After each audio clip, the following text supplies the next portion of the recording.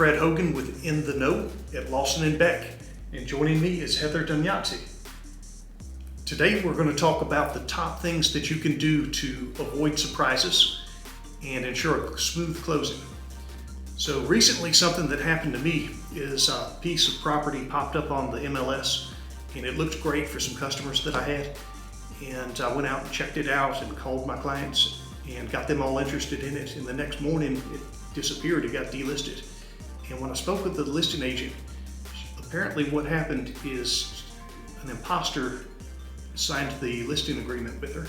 This person didn't even own the property, and the real owners of the property stepped forward. So very quickly, they got it delisted, and lesson learned on that. So the number one thing is when you're getting your listing agreement set up, be sure to verify the identity of the seller. And more than that, make sure that they have legal ability to sell the property. One of those things that has happened before to some agents is the seller turned out to be under the age of 18. So he couldn't transfer ownership of the property. And it ended up being a case where the person had to basically postpone the transaction. So don't let that happen to you. What are some other things that might happen? Yeah, Fred, those are great examples. And as you know, we collect identification at the time of closing, but if you get to the closing table and we're just unveiling those things at that moment, it's too late. So being proactive as a listing agent and understanding who your seller is fantastic information. Some other cliffs, some other holes that you could possibly fall into. As you already mentioned, if the seller is under the age of 18, they can't contract, they can't sell. They would have to get court approval in order to sell that property. When you have multiple sellers, if you only have one seller sign that listing agreement, then the other sellers could say no to that contract. So you have to make sure you have all the sellers of your property. And some good ways to do that is to look at the tax records. It's not 100%. But if something pops up in the tax records that makes you question, always give us a call. We're happy to help you, help yourselves and potential buyers early in the process to find out who the actual sellers are. Also, if somebody is deceased, I used to say all the time, if you pull the title and it shows Mr. and Mrs. Smith, and you're only speaking to Mr. Smith, then have that uncomfortable conversation of, where is Mrs. Smith? I see she's on the title. Perhaps she's deceased, perhaps they're divorced. Always, trying to find out that information earlier rather than later helps. If somebody is deceased, joint tenants with right of survivorship can make that a simple transfer. If it goes into an estate, then it's difficult for us to say, how quickly that might work itself out. Depends on if they have a last will and testament. Don't have a last will and testament, then it's an administration. Again, minor children, if they're a younger couple and they have minor children and no will, then we get tied into the court. So that age of 18 is critical in ownership of real estate. Well, some of the other things that we want to do when we get closer to the closing, communication becomes very, very important. So especially around the earnest money, and sometimes we are not included in the loop as the documentation is sent out to the buyers. So you at least want to touch base with your buyers and say, hey, did you get the instructions?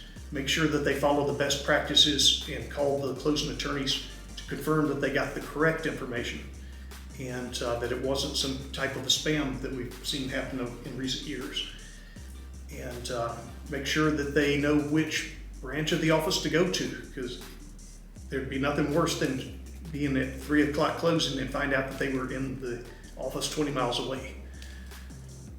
Yes, Fred, all very real, and probably have all happened to us and to other people watching this video. With money, let me just say that with any money, whether it be earnest money, whether it be the funds for closing, law firms are now highly regulated due to the fraud that we cannot accept ACHs. We can only accept federal wire transfers. We've had recently where people have gone into the banks with our wiring instructions, and they tell us that the teller said, oh, it's less expensive if I send it this way, and the teller will send an ACH instead of the wire that the individual went into the bank to send. And our accounts, previous years could go into a holding position with an ACH, but now our regulations require that all ACHs be kicked back. Just this morning I had a closing at 9 o'clock. My buyer's funds were not here. They sold their house yesterday and at another local law firm, and so when I asked them if they'd wired their money, they said, oh, we had a glitch yesterday. Their buyer and their sale had sent an ACH, and so it delays the money an entire day because the banks have to kick the money back to the sending bank, then that buyer has to go back into the bank to send a wire, so that it got to the law firm this morning, so that law firm could then send us the wire. So it is a reality, the ACHs versus the wire transfer. It's very, very important.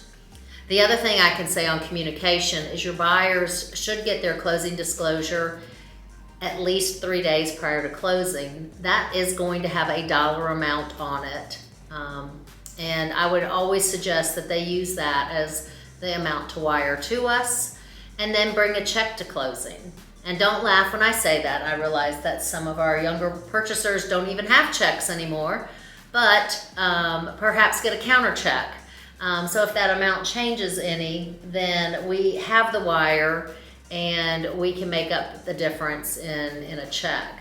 I have some buyers that come to the table and say, I didn't know the final amount, so I haven't sent my wire yet. And they're sitting at the closing without having sent money.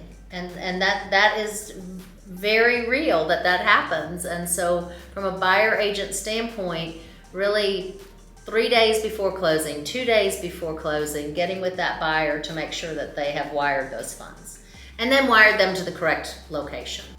Well, Heather, thank you very much. Over the years, you've been worth your weight in gold with some of the tips that you've given us, and you've kept me out of trouble, and we greatly appreciate your partnership with Fayette County Board of Realtors. And likewise, we appreciate Fayette County Board of Realtors and all that you do for us.